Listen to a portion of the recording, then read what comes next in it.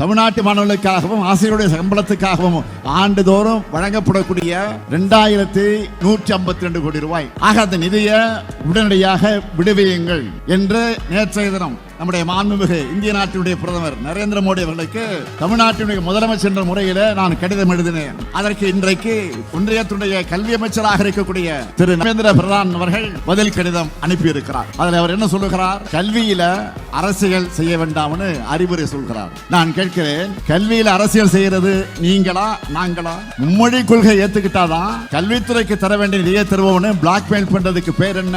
அரசியல் இல்லையா? கல்வி கொள்கை என்ற பேர்ல இந்திய திணிக்கிறது அரசியல் இல்லையா? பல மொழிகள் கொண்ட இந்திய நாட்டை ஒரு மொழி நாடா மாத்துறது அரசியல் இல்லையா? பல்வேறு மொழி பேசும் இன மக்கள் வாழக்கூடிய நாட்டை ஒற்றையின நாடா மாத்த நினைக்கிறது அரசியல் இல்லையா? ஒரு திட்டத்துக்கான நிதியை இன்னொரு திட்டத்தை ஏத்துக்கிறதுக்கான நிபந்தனையா மாத்துறது அரசியல் இல்லையா? ஆக அரசியல் செய்வது நீங்களா நாங்களா?